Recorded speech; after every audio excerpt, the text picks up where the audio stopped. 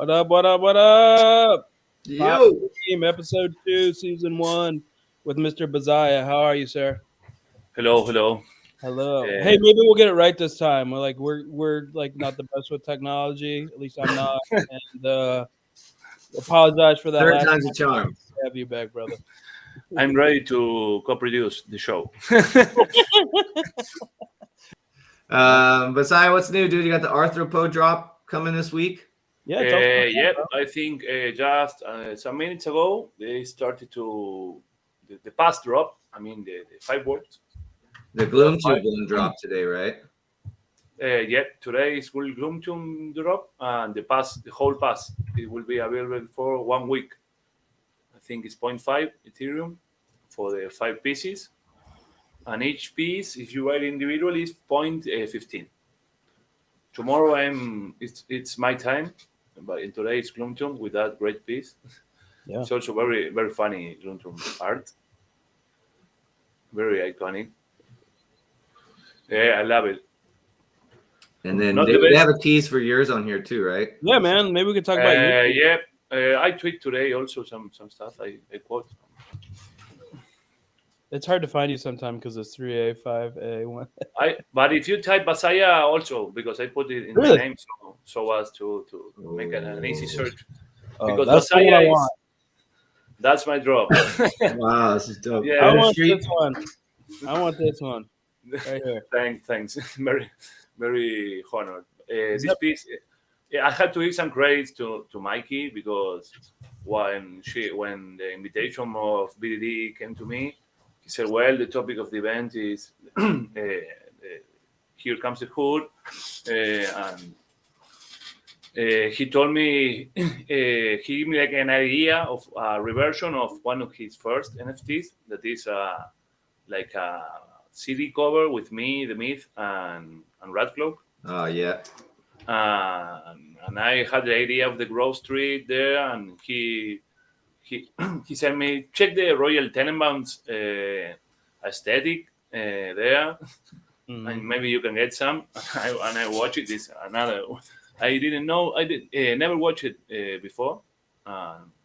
Always, I discovered that I love Wes Anderson aesthetic always, but in a more Art Deco way. I mean, he's kind of simple, but very fine in the details. Mhm. I'm kind of more excessive in details or more. Well, you can see the inspiration from this too, right? Everything in Wes Anderson is very symmetrical, and this piece is, definitely has symmetry with the balance of the characters in it too, and kind of muted colors or pastel colors too. This is great. And so, how are you releasing this? Is it going to be? It's 10 editions only. It's 10 editions. 5 are locked for 1 week for those who buy the pass, the whole pass, and 5 will be available tomorrow at that time.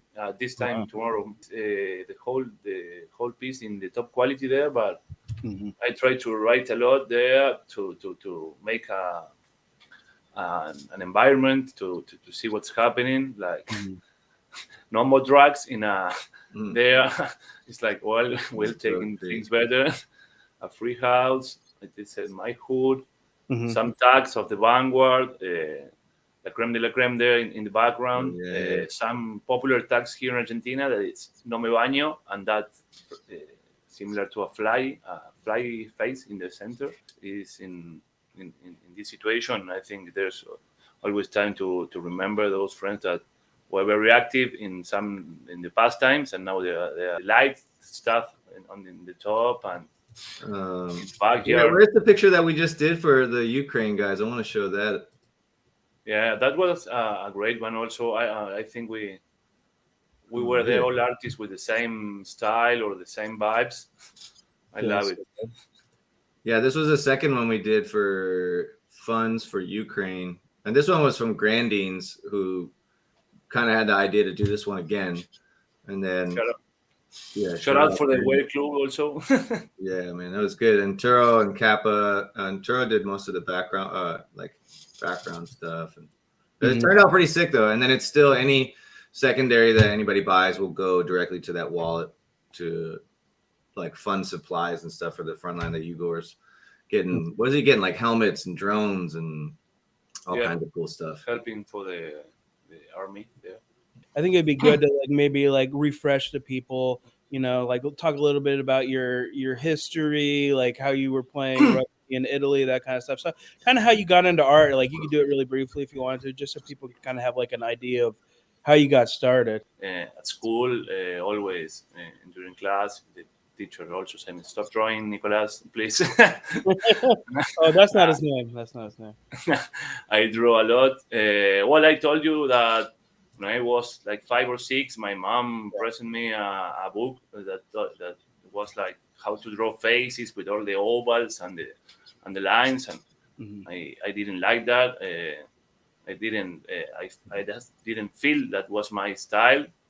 At the same time, I was discovering artists, and I discovered a very popular Argentinian artist that is Florencio Molina Campos. That he paints a lot of with very big eyes, like the gauchos that are our natives, and the same horse is also with big eyes and was like very impressive to me. Well, I told you also that in Buenos Aires, I lived in Buenos Aires my first years, and was like a lot of Botero, the Colombian artist, sculptures. So I also was very impressed about that. So after that, well, I keep all my life drawing, but you know, here in Argentina, I'm 32 years. When I was 14, 15, art was not a labor, a work. So you can have to choose or lawyer or doctor. Yeah, you don't have a lot of choices on which way to go. So I studied business administration. In the middle, I went to play professional rugby to Italy also. Yeah, I was there with my girlfriend. So I was like 2 or 3 months in a floor in Italy. It was not my place. Well, I had some friends, but it was very. I was very afraid the first time because Italy was like the center, all the region of Milan and that cities were very affected, and I was like an hour away. And that was when I start painting again, but digital. Right. I use Photoshop in my 25s because I used to. I have a business with some friends of swimwear. I start Photoshop there because I always like design. I mean, my first tattoos were where I wanted to design them, and I take it to the guy that made me. So I was really very introduced to draw, to create. Always I love to create. A continual process. You're always creating your own style. But my first goal was to have my own style and to be a freestyle artist. I have grown a lot in this year in my artistic process. It's just I work a lot. I use a lot of Photoshop. I use it like 10 hours per day. And I start using it as inspiration. And I said, well, I will take a collection of, because I found a prompt that I like it a lot. That was like the pink leaves of the monstera. I don't know the name in English. Those big pink leaves that has holes sometimes. That one. Oh, okay. Yeah, I didn't. So I find a very nice prompt that was painting with that by adding like a draw or a first draw there, and I start adding frames and frames. Maybe I have like 20 or 30 frames added to each piece of the Flora Flow collection.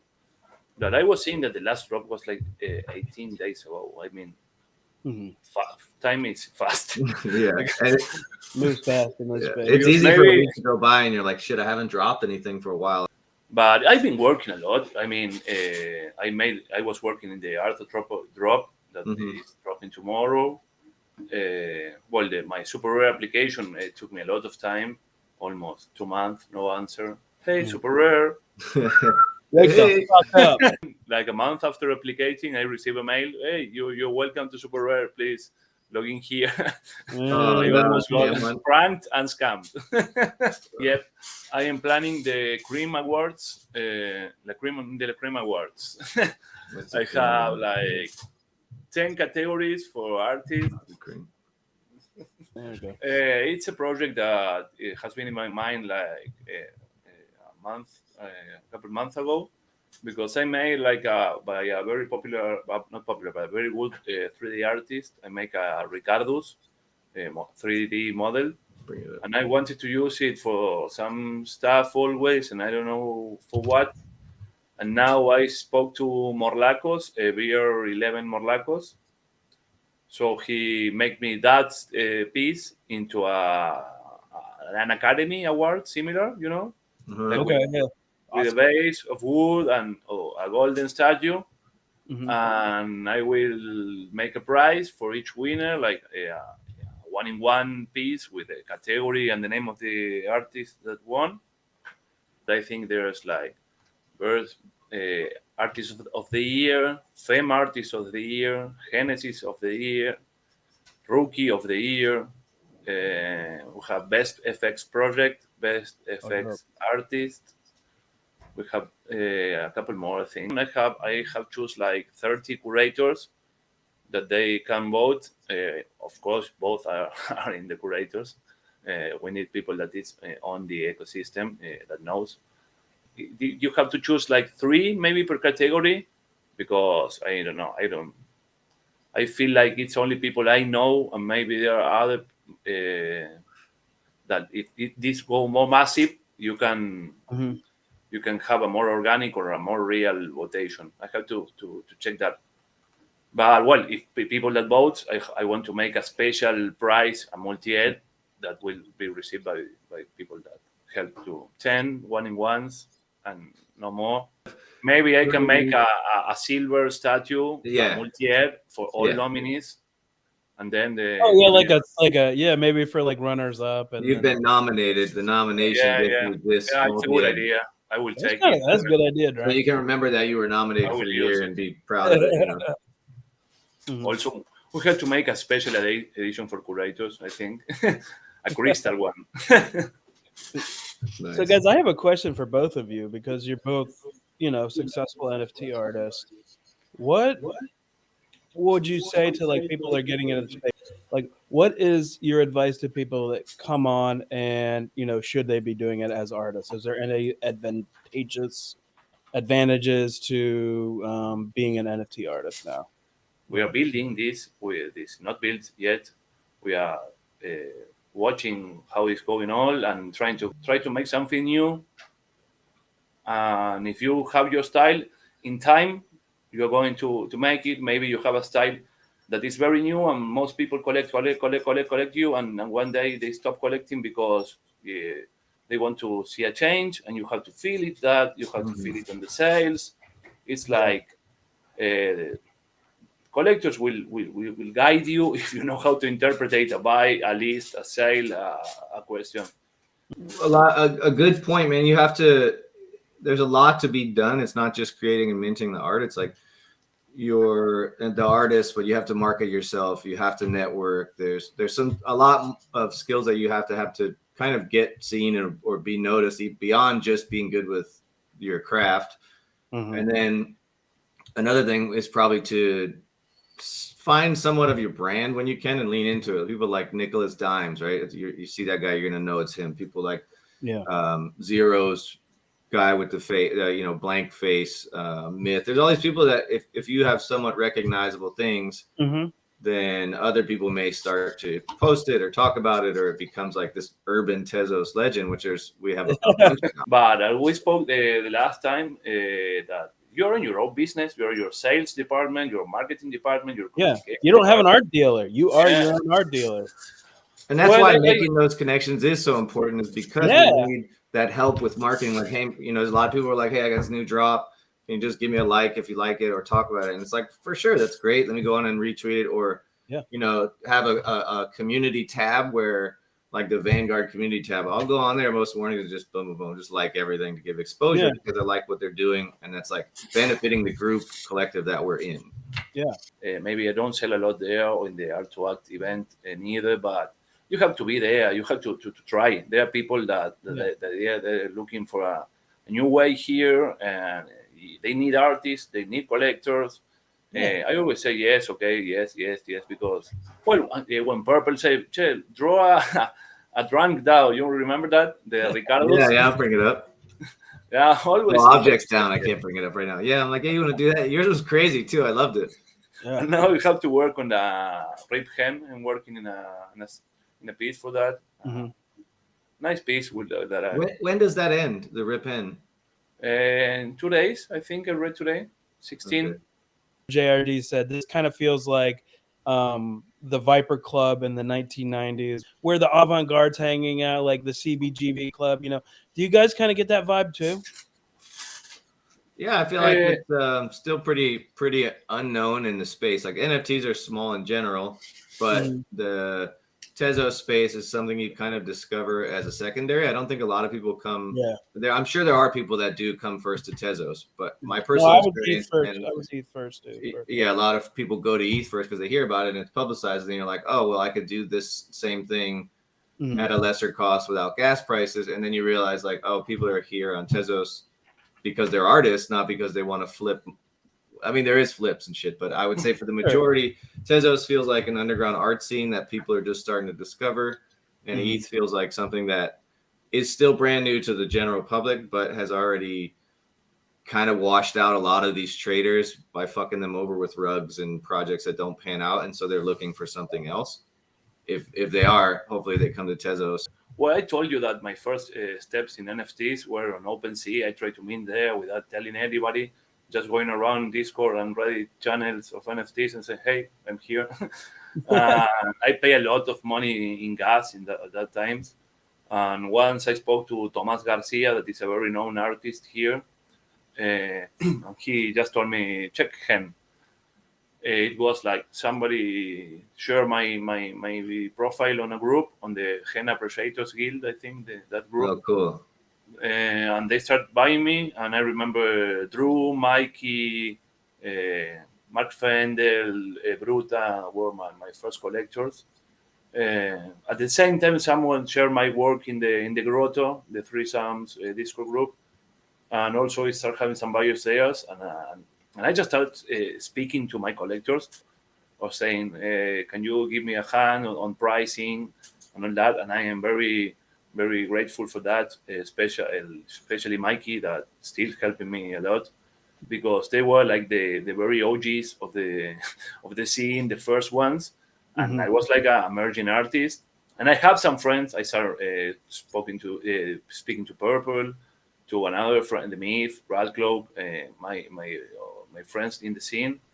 And I start thinking about La Creme de la Creme as a collection, an individual collection that where the buyers get in a group and get airdrops. My idea was a Discord group. But the concept of community, going back to the question, is always surround me. So it's always thinking about the community and not thinking about to be in a black hole that you spend all your Tezos. Well, I don't spend my Tezos. It's my savings. I don't save money in my peso, Argentinian peso. I save in peso.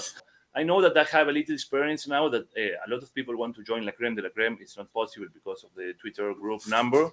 But in the other way, I try to join every group that invite me to me, like the Vanguard, that I'm very, very honored to be there. A lot of talent. That I can't be active in a lot of groups. I don't have time for that. I'm very active in La Creme. I try to be very active in La Vanguard, in one or two more groups with less people. Yeah. But well, the invitation for the Weird Club come, and I don't have time, but I want to be there. And I spoke to Grandines one day. Say, hey, I can check the group every day, but when there is a collab forever, please take me into account. Yeah. So I want to be always. I want to earn money with this. I'm not a saint, but I want to help. But we're good people trying to help out good people. I think the one thing I noticed about you two specifically is that you were both really great ambassadors for people coming into the space in terms of like getting a group together, answering questions, doing collabs.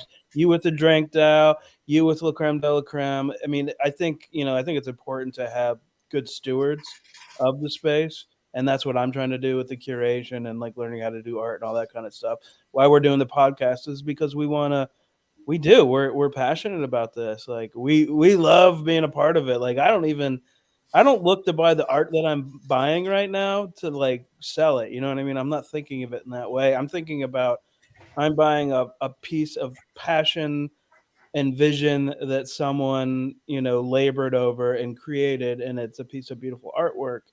And I'm like, well, also maybe in the future this is like a really significant piece of artwork. We sell non-fungible tokens, but we are tangible people. We show who we are. I like that people knows to me how my voice sound, my fucking bad English, but I want to be a tangible artist. But yeah, I think we are very early. We have to construct the community, and in this fucking bear market that all is into pieces, we still here, we still selling, we still making art, bigger pieces. That's my objective now. More detail. Well, I have now a piece in process that I will maintain foundation maybe.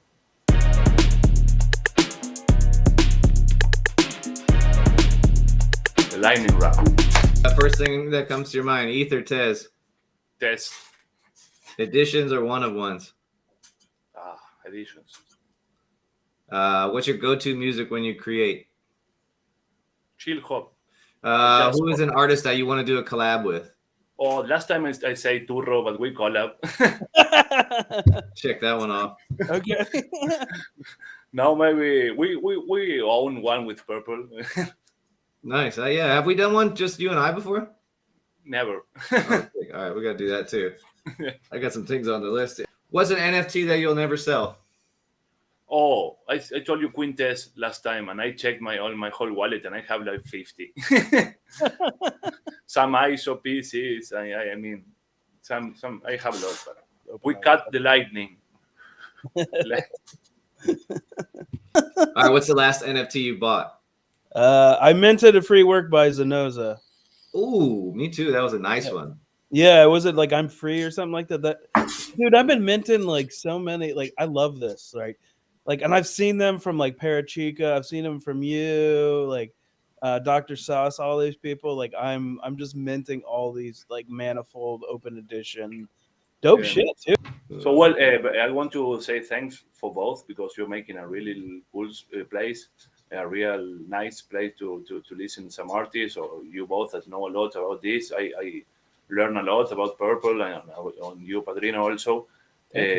So I want to say thanks and congratulate about this. You are taking it very professional. That's why I came 3 times already. Oh no! I really enjoy being It's true here. though. It's true. It did happen 3 times. Yeah, maybe we'll find the lost tapes in a couple of years. Keep going, all of a sudden it shows up in your like drive. Please keep going. Keep going with this. That is very funny and I enjoy it a lot. Sure. We appreciate it. I spoke more with you than with my girlfriend. I'm sorry about that, bro. And of course, for my collectors and the people that support me, that are always there sharing my art. Yeah, man, it's great to have you. We appreciate it. And this time we'll make sure we keep that recording and all. We're recording. We'll see you guys in the chat or on the feed soon. All right, dogs. Bye, amigos. I have a great time. Bye, amigo.